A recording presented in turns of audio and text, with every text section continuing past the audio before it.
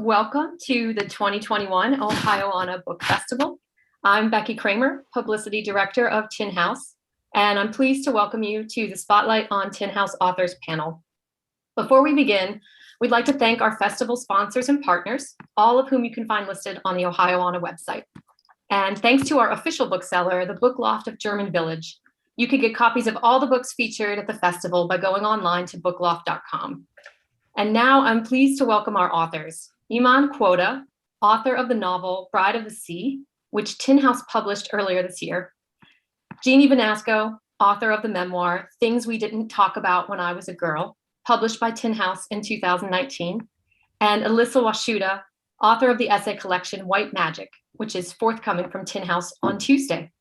Welcome, all of you. I'm so excited to talk to you today. To start, I thought it would be nice if you all could read from your books. Eman, would you start us off by reading from Bride of the Sea?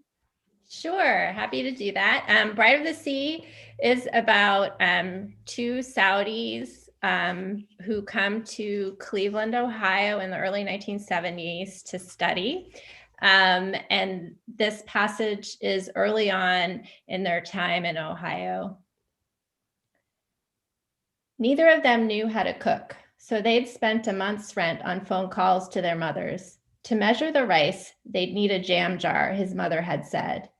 He and Saida hadn't hesitated, emptying a whole jar of raspberry jam into the garbage disposal.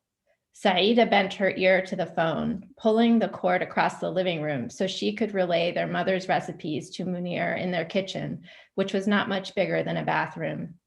The Bukhari rice came out too moist, stewed with cinnamon sticks and cardamom pods that lay bloated and spent alongside the chunks of lamb. Later, they tried chicken and rice poached in milk. Salig was meant to be soggy, Munir joked, so of course they mastered it easily. Back home, each of these rice dishes was served on large, round aluminum platters to dozens of guests. In Ohio, Munir and Saida ate their Bukhari rice and salig straight from the pot. That was great. Thank you so much. Sure. Jeannie Vanasco, would you mind reading from your memoir?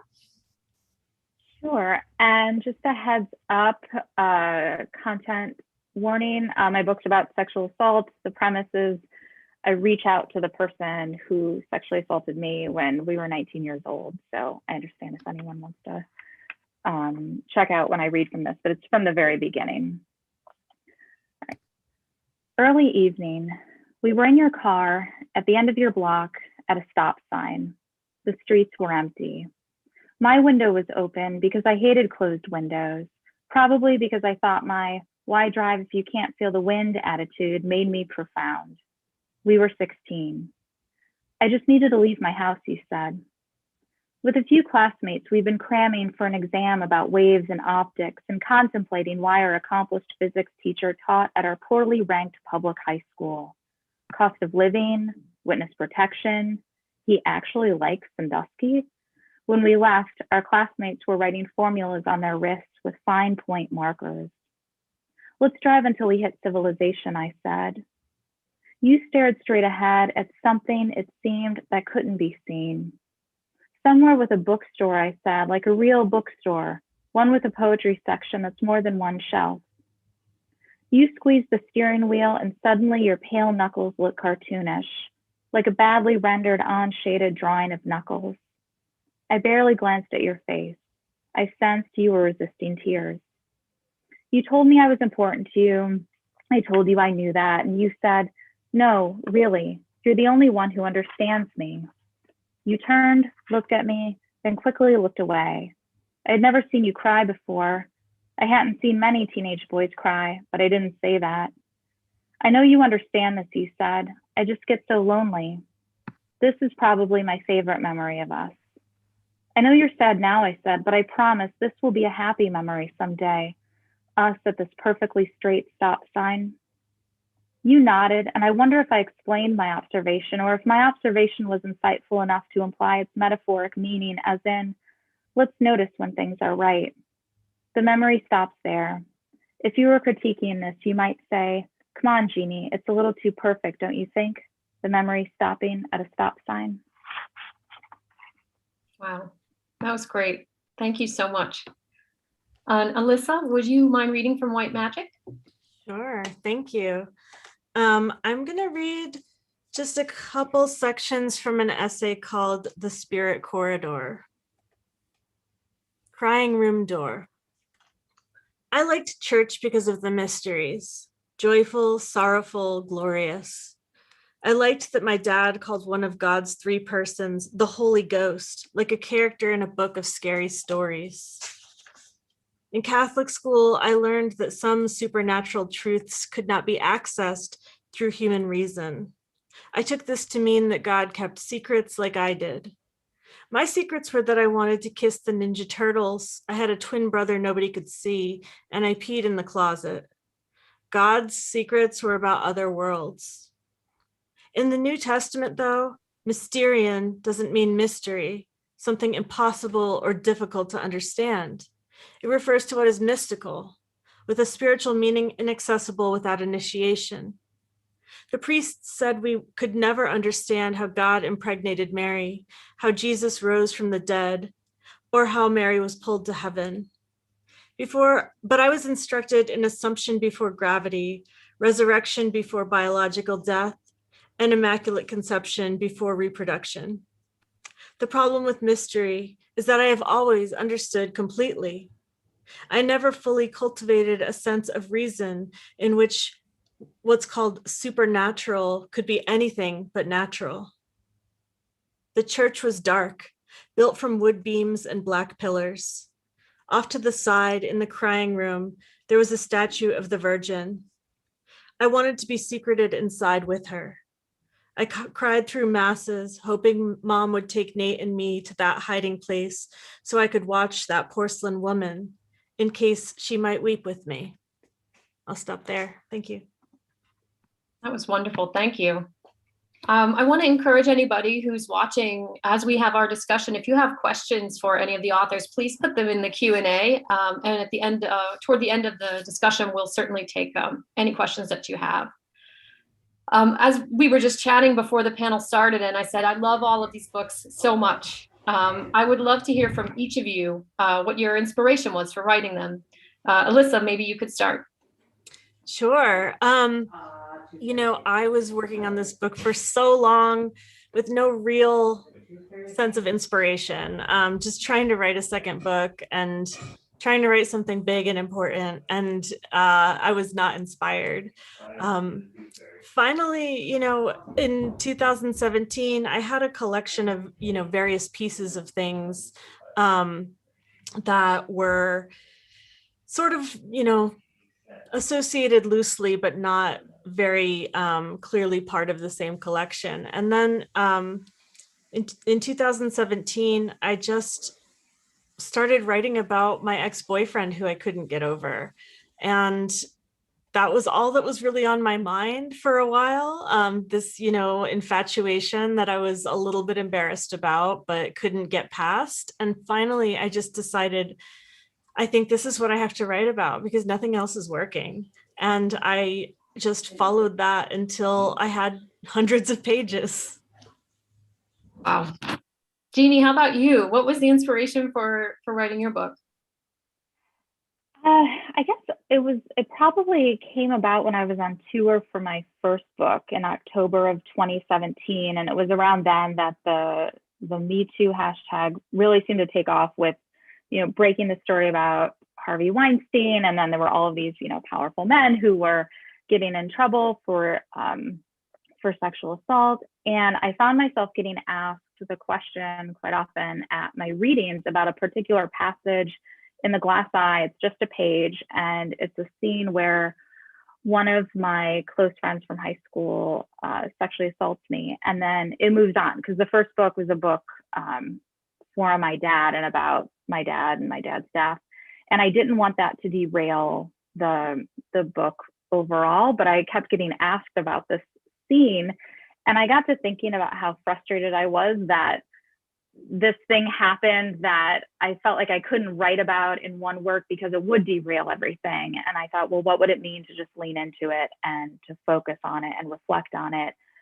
So I thought, well, if I do the next book about this, what if I interview him and find out if it still affects him? And that thought really scared me, partly because it seemed, I don't know, it seemed like really ethically wrong, because I didn't want to, I don't know, I worried about making him out to be too sympathetic, but because it felt really uncomfortable, I knew that was kind of where I had to go, and it's what pulled me toward it. So I would say it was like the Me Too movement, and the discussion surrounding that, and also this like weird, uncomfortable fact that I missed my former friend who sexually assaulted me, and I wanted to explore more of that. Wow. And Eman, how about you? So my dad had a friend whose daughter disappeared after he and his wife divorced. He had been a Saudi who'd been in the United States with his wife, and then the wife and daughter disappeared. And that happened when I was a kid. And, you know, he remarried, he had a second family. And then years later, my mom told me that they had been reunited, the daughter and the father. And I just started thinking about that and what that would be like to be reunited with a parent that you hadn't seen in so long, who was from a country that you probably didn't know that much about. And like whether what she had been told about him. And I thought about it for a long time. I tried writing about it. And it took a while for me to figure out the right way to write about it, but it was an idea and a story that stuck with me for a long time. And I always feel like those are the things that you have to write about. If you just can't shake it out of your head after like 10 years, 20 years, you know, it's there with you. And maybe you're partially writing it, you know, as you go, digesting it. So that was the inspiration for Bride of the Sea. Yeah, so it's interesting to hear all of you talk about that. I mean, all of your books are different genres. Bride of the Sea is a novel. Things We Didn't Talk About When I Was a Girl is a memoir. White Magic is essays. But when you talk about your inspiration, you know, they all sort of touch on the theme of harm, how we process harm. Can you each talk about that sort of as a theme, and again, how that theme might happen in your book? Whoever wants to go first can go. I can start. Sure. I can start first again. Yeah, I think it's something I constantly come back to in my writing is the processing of harm, and how I've been harmed. And, you know, in so many of these essays, I didn't set out to write about trauma, and certainly didn't set out to write about, you know, abusive relationships in the ways that I did, or one particular abusive relationship, which is not the central relationship of the book. But, you know, as I was kind of like starting with pop culture entry points, and, you know, ruminating on this recent breakup I couldn't get over, of course, that took me to examining my relationship patterns and my past, and what had, you know, as I was kind of just essaying through the question, like, why am I this way? Why can't I get over this guy? Of course, there's reasons for that. And there are, you know, like there were ways of relating that I had learned from harmful situations. And, you know, I wasn't expecting to get there, but that's how the essay works for me, is I do get there, always somewhere under the layers where, you know, sometimes I'm not sure what's there. Sometimes I'm, you know, I know it's there, but I don't know what it means. And so ultimately, you know, I think so many of these essays started like being about things like the Oregon Trail video game, and the drunk driving video we watched in the DARE program, and, you know, Sephora witch kits, and, you know, all of these touch points are just just like entry points into the mind. Yeah. How about you, Jeannie? Go ahead, Eman. Go ahead. Oh no, sorry. Well, I was gonna say I didn't set out to write about harm. Like I think first was, I don't think I had this word in my mind, but I was setting out to write about healing. I think the reunion was the first thing that kind of inspired the book. But as I wrote it, like I couldn't get away from the fact that abducting a child is a form of harm. And I read about parental abduction. I read research articles. There aren't a lot, but I read what was out there. I read first-person narratives of children who had been abducted by a family member as children. And I learned about the trauma that people experience and the harm that they experience from that. And so that had to be a part of the book. And Saida, the mother, had to be someone who inflicted harm on her daughter, on her ex-husband, on all the people, and on herself as well. And I've had readers say, like, why are Munir, the ex-husband, and Hanadi, the daughter, they're so angry at her. And it's like, well, yeah, of course. It's surprising to me that people are surprised by that. And of course, anger is not the only way to process harm, but it's a legitimate one. And so, yeah, I was really excited by that question when you told us you were going to ask it, Becky, because I realized that I hadn't started out thinking about the book in that way, but that's where it ended up going. Yeah, and it's funny, Eman, mentioning reader reactions surprising you. I think for things we didn't talk about, I had readers ask me, why didn't you focus on the more severe or the more serious rape? And it was interesting, that response, because like why writing about Mark interested me is because he had been one of my closest friends for about 5 years, all through high school and into college. And I had a harder time trying to figure out how to label what he had done. And for that reason, a harder time thinking about, like, well, was I really harmed, or how bad was it, or why am I still upset about it? Whereas there was this instance when I was in my 20s where it was a much more clear-cut example of rape. But what Mark did had stayed with me, I think, because we had been so close, and it was this profound betrayal, and the friendship obviously couldn't survive. And so because I didn't have the language for it, I felt pulled to writing about it and to then reflecting on the language surrounding sexual assault. Like, why are some things considered rape and others not? Like, we tend to prioritize the perpetrator's body over the victim or survivor's body. So I was thinking about all of that. So yeah, I felt really pulled to this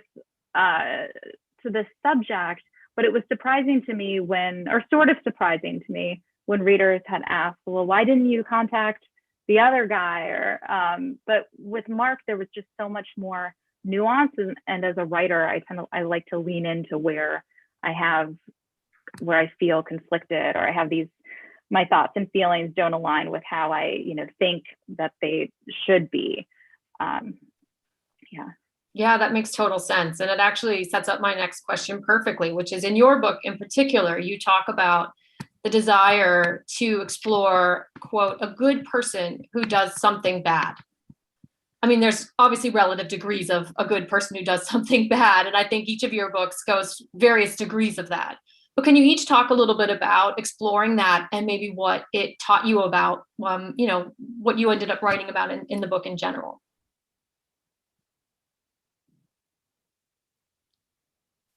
Do you have any? I can start. Okay. So I think for me, why I wanted to focus on Mark is he was this seemingly good guy. And I thought, like, who are most of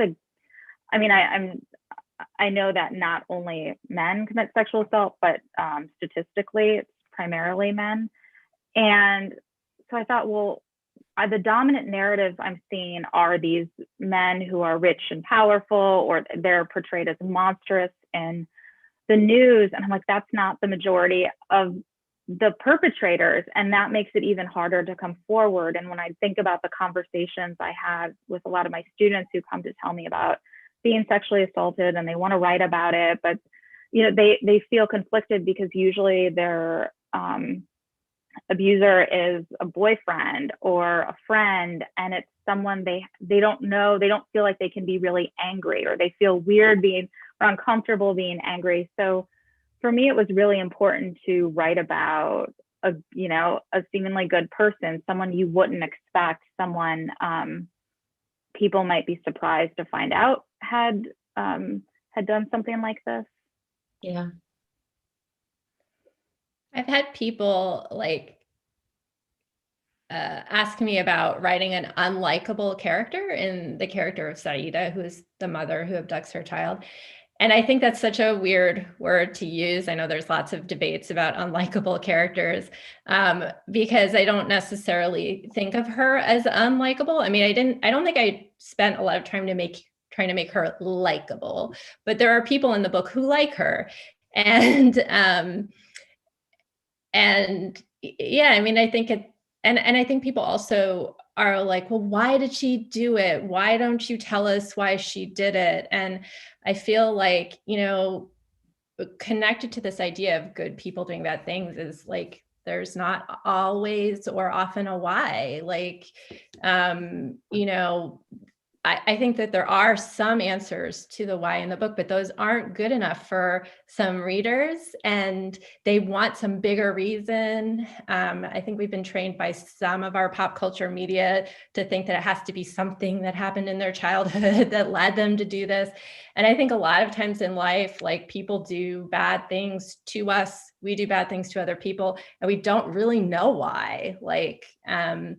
And so I think that's something that I think I struggled with it as I was writing, and I struggled with, getting people to embrace that idea that not all questions have to be answered, that often for a novelist anyways, the job is to ask the question, not necessarily to give a straight answer to it. Mm-hmm. Yeah, there are a bunch of boyfriends in my book, and there's one who he's not a bad person at all, and that it was just a relationship that didn't work.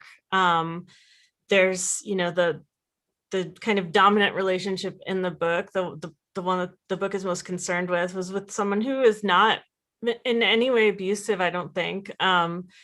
He just was careless with me and my heart. And there's at least one other boyfriend or a couple boyfriends in the book that are sort of like that to varying degrees. There is someone who physically abused me and was I think pretty monstrous. And I was kind of working through figuring out, how I functioned in these relationships in similar and different ways by looking at all of them, because they all felt like they were related in some ways. I mean, there was the common denominator of me. And I think that especially looking at that one relationship with someone who, again and again treated me really carelessly and dismissively and, lied to me and whatever. It was useful to be able to look at that and see, what kept me fascinated that was not good. Away from the context of abuse, what behavior was just not very nice that I felt drawn to. It was a very complicated thing, and that, especially complicated relationship was a good site for exploration for me. Yeah. We're talking about exploration, all of you writing about these heavier themes, I've heard each of you talk about ending up somewhere different after writing your book. Can you talk about writing as a way of processing your life or our lives as we experience them every day. Yeah, I can jump in because it's sort of a continuation of my last answer. I through exploring really closely, really deeply these relationship patterns I'd been in for a long time, I was really hoping to find my way out of something. And I started to feel like the longer that I was going on working on this book, the more it felt like some part of my life was actually on hold until I found an answer at the end of the writing process. My relationships began to dry up. Like I wasn't dating anymore. I wasn't really interested in anyone anymore. And I just felt like, okay, I'm getting to the point where I'm very close to having this problem solved. I do it in my gut. And then, finally, at the end of the writing process, something did click. I really understood, that I had had this fascination with men who were not good to me. And I was that was what I had started out with. I knew that, like everybody around me knew that. We all knew that. But I didn't really know it until I had written hundreds of pages about it. And so, it really did change everything for me. I really did let go of those patterns after finishing writing the book.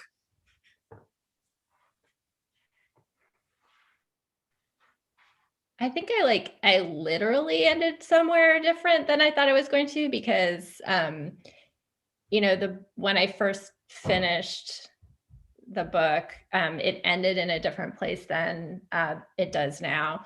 Mm-hmm. And working with Maisie Cochran at Tin House, my editor there, she encouraged me to think about ending the book sooner. And that, I ended up having to retrofit other things. And it also helped me to tighten the plot to get to that place. And, the book ended up, I think, having kind of maybe a sadder, tighter conclusion about the way that secrets shape us, the way that decisions at certain points in our lives lead us up to a point. And I mean, for me, it's a little bit different because it's a novel. So I wasn't processing my own life, although there are things from my life that went into the novel, including settings and historical events that I lived through. But I was sort of trying to process almost, these characters' experience, somebody else's experience, but write about it in a way that says something about, I mean, obviously it comes through me. And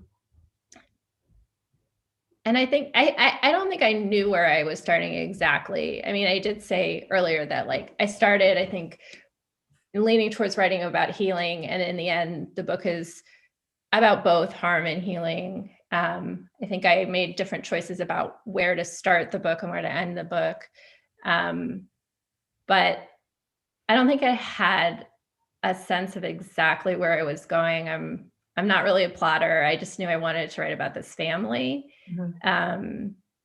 So I'm answering your question in a roundabout way, but. Well, one of the questions I can ask you though is, this was your first novel, right?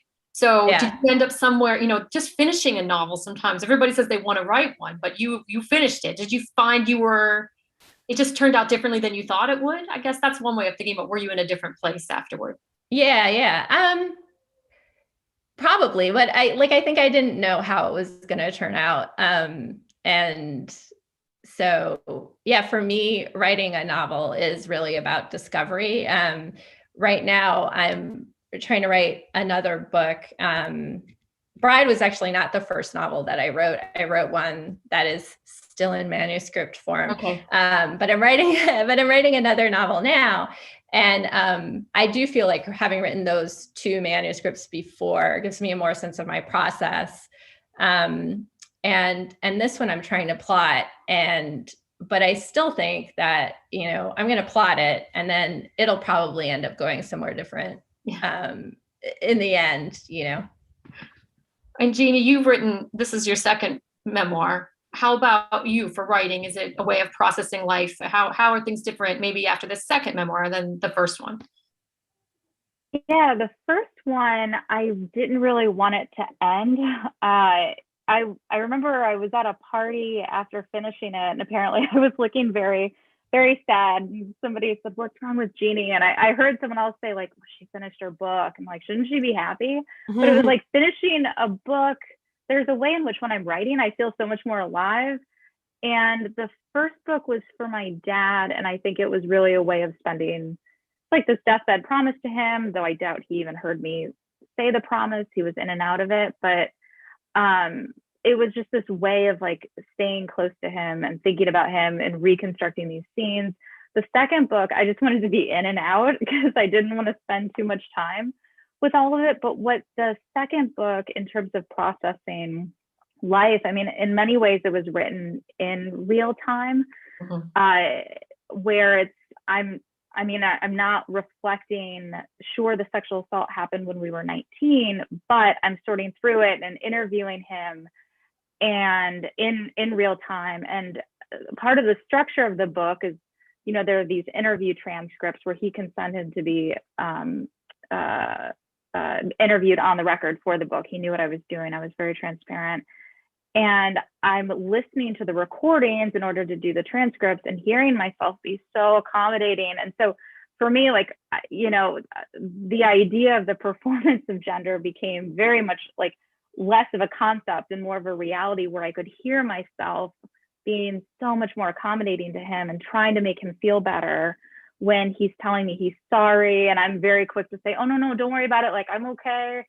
And I was really mortified and disgusted with myself. And a huge part of me wanted to remove a lot of that from the book. But I thought it was interesting. It's interesting where a reader can disagree with what my character did in life, or how I, reacted to him, or how my conversations went. But I just wanted to make the most honest book I could. And this is kind of like veering off a little bit, but as a nonfiction writer, I think of facts as best as we can get at them, right? I mean, so much of it is a reconstruction, but it's formal constraints. So I had to work with what I had, and that did help me process and really see and actually hear myself behaving in a way that I didn't like. But it made it so much more interesting for me as an artist to reflect on it and really lean into it. So the second book, I did it in like 8 months. The first book was more than a decade. So hopefully the next one is somewhere like in the middle. Well, so you touched on something really interesting to me, that you said that your novel was, the second memoir was written in real time. And actually all of your books have really interesting constructions. They're all not straightforward. Can you talk a little bit about why you structured your writing that way, and how it helps you tell the story you're trying to tell? Go ahead, Jeannie, you can start, since you were just talking about being in real time. Sure. So the first part of the memoir, maybe like 50 or so pages, I'm reflecting on this friendship that Mark and I had, and why it's so hard for me to really hate him, and why I actually miss him, and how messed up that is. So the first part is I'm reconstructing a lot of these scenes so that also the reader can understand where I'm coming from and know that history. And then the book breaks off and becomes a little bit more fractured, where their interview transcripts, there are passages in the burst in which I transcribe them, and then me reflecting on them, but having conversations with my friends about them, and my therapist and my partner, and having scenes around that, and like having my friends push back where they see things that I did that I didn't necessarily see, and how I kept handing power back to Mark in the conversations. And so I wanted that. I liked the idea of having the transcripts there so that the reader could also kind of play the part of one of my friends, where they could also push back. And I had my friends, I mean, I didn't make stuff up, but I could predict what a reader might be thinking, and then there was my friend thinking the exact same thing. So then that way that it brings the reader in as a character in a way. That was what the attempt was. And then there is that like meta narrative layer throughout where I'm thinking about the ethics of the project, about how hesitant I am to give him a voice, or is like what I'm doing wrong. And so that's like a very crude summary of the structure. Yeah, I felt like I was right there with you. I mean, it's really riveting the way that it's told. Elissa, how about you? The structure of your essays, which are linked, is extraordinary and so unique. Can you talk a little bit about how that worked? Yeah, it's, I mean, book structure and essay structure are really my primary fascinations. And I just don't, I tried to lay out a memoir that was kind of more conventionally structured than my first book. It didn't work. And, I thought that I could write something that was, not separate essays, and I couldn't.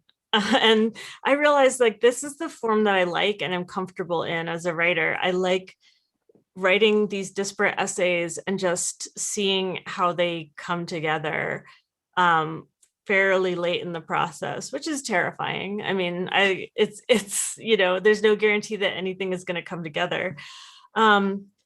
But I started with things that seemed so unrelated. I started with a partial essay about the Oregon Trail 2 video game, a partial essay about growing up in New Jersey and the local fascination with ghost stories, and started with, just various things that seemed totally disconnected. And I just tried to trust in the writing process, and just see what was going to happen. I think that was a lot easier once I started with, what I thought of as a sort of, opening question or line of inquiry, which is, why can't I get over my ex-boyfriend? And just tried to see what was there. And that, I think, in the past, I was so resistant to the idea of plot and, dramatic structure being applicable to my work, but it absolutely is. Now I understand that. I think the process of trying to answer this question, trying to look into my past, that's the active narrative. That's the active narrative that is, I do see fitting into potentially dramatic structure. You could put Freytag's pyramid on my book and, see the crisis and the climax and resolution and rising action, falling action, and all of that. And so, yeah, so but I really felt that I needed to communicate that to the reader after, getting some feedback on toward the end of the writing revision process. I realized it's kind of an unconventional idea in some ways to think of an essay collection this way. So I really tried to signpost for the readers by being really deliberate in talking about 3-act structure, and also about, that as a fit, but also as like a not quite fit, and that there are other structures that, this book could be considered as enacting, like the, stages of an experiment. And then, every essay has a different approach to form, which I think, feels natural to me, because I don't think that I could, I think that form and content for me are so, they're related to the extent that I need a sort of like series of microclimates in my book. Like everything has to formally really suit what I'm trying to say, the question I'm asking, and the facet of the larger question that I'm essaying into. Eman, how about you? You talked a little bit about changing your book a little bit. The structure of yours jumps a lot.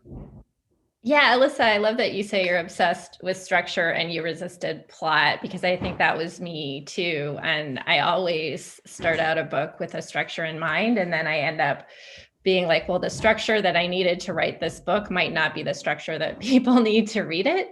And that's okay, but knowing that is now is really good. And I think that for me, structure and character come first, and then plot comes later.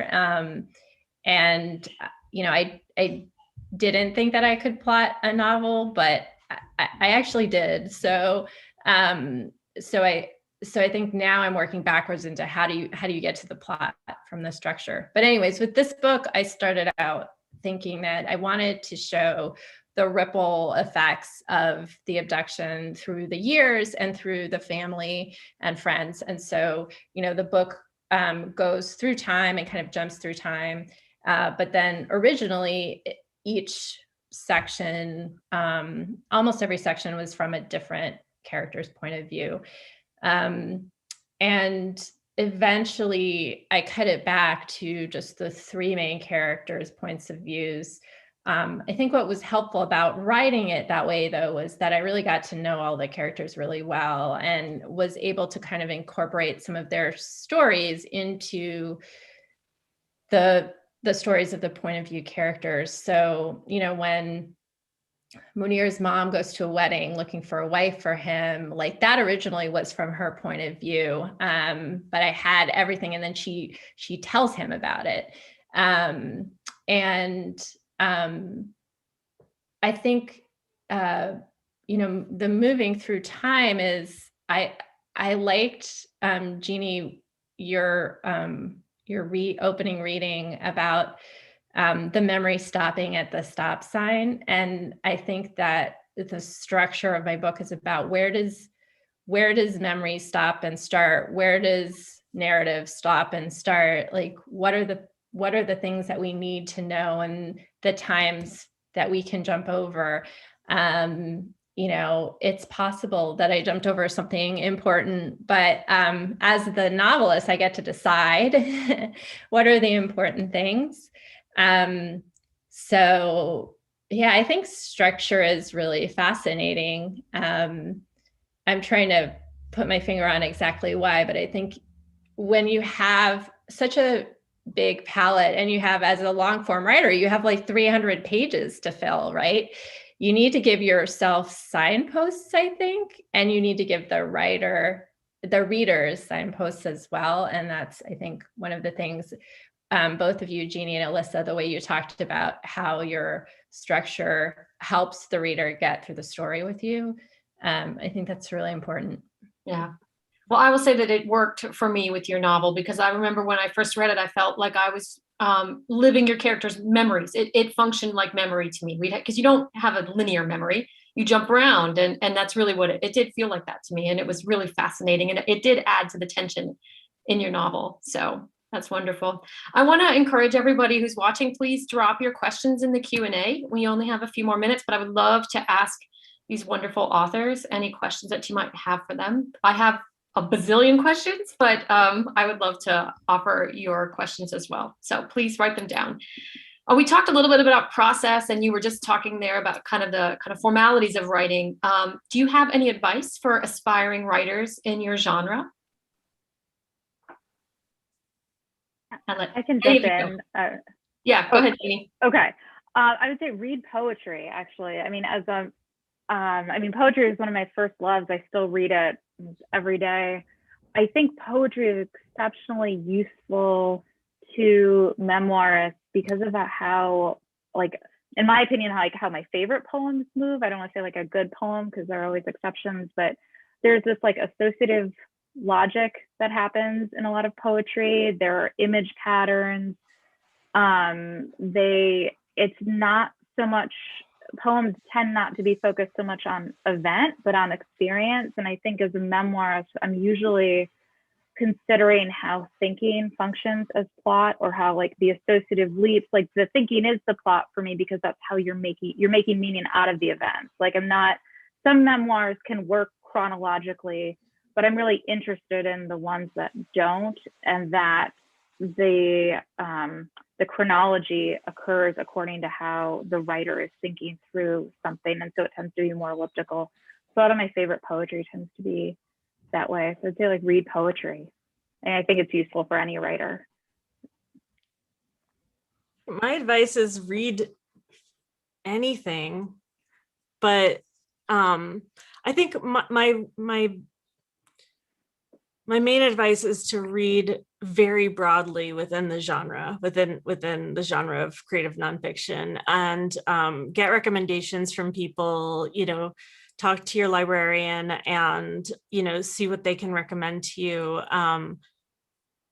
And particularly, I think it's important to if a writer is, focusing on a certain subject in their life, I find that a lot of students ask me, for memoir recommendations from people with similar experiences. And I found that it was most useful for me to read really broadly, including in poetry. I have a lot of history of reading novels, but reading poetry and then reading nonfiction was a lot newer to me when I started writing nonfiction. And so I think finding forms that are just like all different kinds of approaches to craft, I think that's the most important thing, rather than finding someone who's writing about the same thing as you. You know your subject, if it's your lived experience, like you know it. You'll find out more about it through writing, but like you have that. What you may not have is a broad base in different kinds of structures and approaches to style, approaches to developing your voice. So just read whatever. I mean, I loved, for a while I was on a tear. I'm not really that into sports. I'm not into sports at all, but I loved reading sports writing for a while. The Best American Sports Writing, I think. I got really into that series. There was something about it. So just, read whatever. I think that's my best advice.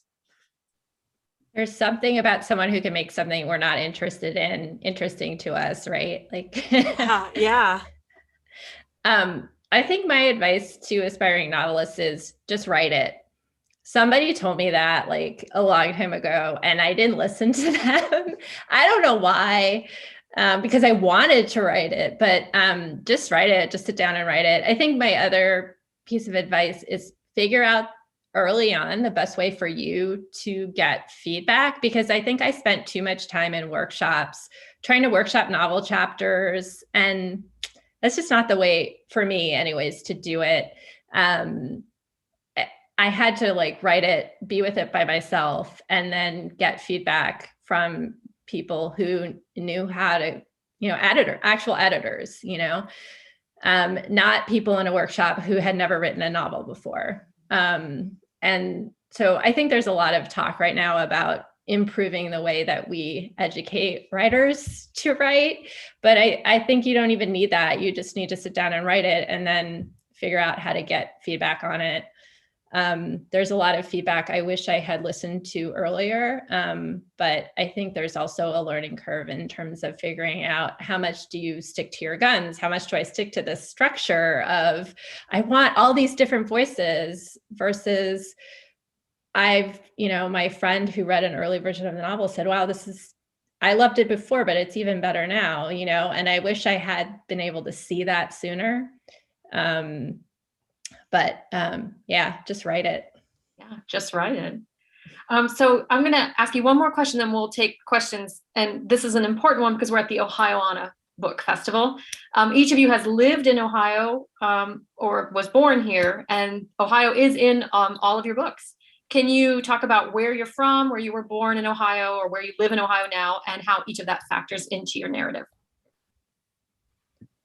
Yeah, we moved to Ohio when I was 3 or 4. My dad got his PhD at Case Western. And then when I was 8, we moved back to Saudi, but we always spent summers in the Cleveland area. And so I think that like my book didn't have to be set in Ohio, but I don't think I ever considered like setting those portions of the book anywhere else. And a lot of times I get asked about like the Saudi setting of the book, but I think that Ohio is just as underrepresented in fiction. And, you often with Midwest settings, I feel like you get the Tony suburb, or you get the gritty city, or you get the small town rural. But I just wanted to show all these places and like use it as a setting and not have it be representative of like something, like it's not the Tony suburb with the stuff underneath that you didn't expect. It's just a place where people live. So yeah, I love having conversations with Ohio institutions and Ohio authors, because there's a lot of us out there and we don't get as much attention as we deserve. I agree. Jeannie, Elissa, what do you think about? Tell me about Ohio. Yeah, I'm from Sandusky, Ohio, which once when I was in a bus in Italy, and Sandusky came up, and like all these Italians were immediately like Cedar Point, and it was so weird because I know that Cedar Point has a wide reputation, but I feel a little bit bad because things we didn't talk about. I think on the first page, I'm like dissing Sandusky, but I did love Sandusky growing up as a kid. More than Cedar Point. The town dump was like my favorite place to go as a kid, and then Cedar Point. But in the book, really Sandusky High School played a huge role, because I loved school, and so I was usually there. And so Sandusky, it's in the background, and I think maybe the culture at the time inflected some of it, but I don't know. Sandusky isn't a strong presence in it. It's more so like that nostalgia, or not like what even is nostalgia, that plays somewhat of a presence. Like I really associate a place with the people in that place, and now a lot of the people who I knew in Sandusky no longer live there. So it's just, to go back, it's very odd. It seems like an entirely new city. Yeah, a lot of my book takes place in the Seattle area. Some of it is about growing up in New Jersey, but I think the Seattle area is like the main setting of the book. But I moved to Columbus in 2017, and that's where the story ends. I guess there is like a pretty good chunk of the book that takes place in Ohio. But it's sort of like in Ohio thinking about Seattle, because as I was working on the book, I realized that, so much of it was written here and written after leaving this place that I thought I was going to live in Seattle the rest of my life while I was there. And until I couldn't afford to live there anymore, and went on the academic job market, and, got this great job at Ohio State very unexpectedly. And, I think, although I set out thinking the book was about, longing after this guy, really it was about like a severed relationship with my land, with, Coast Salish territory. My tribe is from not the Seattle area, but south of it, closer to Portland. And, a friend had asked me, how do you leave your land, when I was moving? And I was like, don't ask me that. It's very hard. It's very hard to leave my land. So it's sort of about, that breakage in relationship because of colonization. But that also has meant, forming a relationship with a new place. And I do love it here.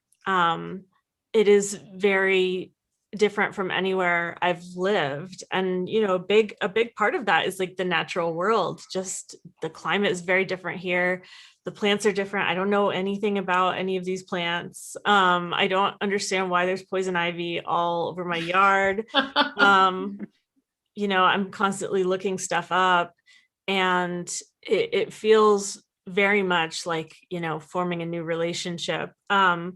So, I think a lot of the book is about letting go of not only Seattle, but, this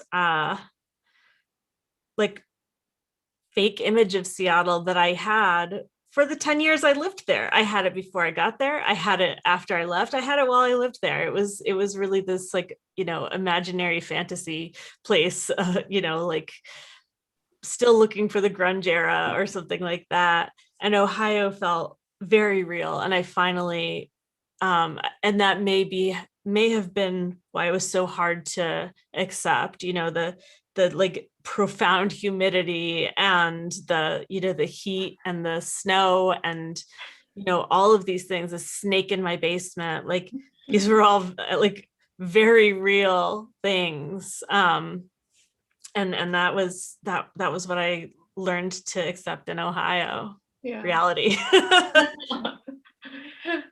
This has been such a fascinating conversation. And again, I'm not even reading all the questions I have for you, but one last question from the audience. David wants to ask you, and then we have to wrap up. What books or authors were the most important to you as a young reader? And was there any one that made you say, I want to do that? There must have been, but I can't remember which one it was, because when I was in the first grade and the teacher asked what we wanted to be when we grew up, I said I wanted to be an author. And I was already a reader, but I don't remember exactly what I was reading then. I think as a teenager, some of the books that meant a lot to me were Running in the Family by Michael Ondaatje. A friend of mine, when I was living in Saudi Arabia, we didn't really have libraries or bookstores. And my mom would bring tons of books every year when we came back from the States. But also she had friends who were, she had a British friend who gave me this bag of books, and Running in the Family was in it. And it's a memoir of his family, Dutch Tamil family in Sri Lanka. And I think it's like just its attitude towards truth, which is sort of like, like he writes about his grandma's death when no one was there with her. And I heard him say once, someone asked him, like, did you make stuff up in this book? And he said, yes. He was interviewing his relatives, and he was like, they were making stuff up all over the place. So I thought, why shouldn't I? And just like, I don't know, it has poetry in it as well as the memoir. It's just a gorgeous book. And I think that like portrayal of a family really inspired me because of this. I have a huge family that I grew up with in Saudi Arabia. And then another book that was really meaningful to me was The Blue Sword by Robin McKinley, which is a fantasy book about it's a fantasy world. She's a half something girl who saves the world with a sword. And, I really hadn't read that many books about characters like that. So that book was really important to me as a kid too. I think for me, it was Amelia Bedelia. I don't know if anyone remembers these Heritage books, where the maid would take her employer's instructions out of context, or like very literally. So like draw the drapes, and she would like draw a picture of the drapes, or put out the lights, and she would carry the lights outside and put them in the yard. And I just loved that because, as a kid, seeing somebody play with language in that way and see how flexible it is and how odd some language is, I loved it because of that intense focus on language. So I think that was one of the book, like that series, were really important to me as a young writer. Jeannie, that makes so much sense. Like the way that you relate to language. Anyway, I know we're running out of time. I want to talk more about that. For me, I mean, I loved books since I was, very, very, very little. But I think the first that made me feel that I was interested in doing that I remember were, Everything by Francesca Lia Block. It felt like, these books were edgy and just like electric and so vivid. They were just like the volume was turned up on everything. And I wanted to do that. And I think that's really what got me started writing. Great. Well, thank you all so much for taking the time to talk to us today. Eman, Quotah, author of Bride of the Sea, Jeannie Vanasco, author of Things We Didn't Talk About When I Was a Girl, Elissa Washuta, author of White Magic. And I just want to remind everyone watching that you can get copies of these books and all the books by all the authors at the Ohioana Festival from the Book Loft of German Village at bookloft.com. And thanks again to the festival sponsors and partners. And thank you for joining us. Please check out the Ohioana website for all this year's festival programming. It was great to see you all. Thanks again. Thanks, Thank you, everybody. Becky. Thanks, Thank everyone. you.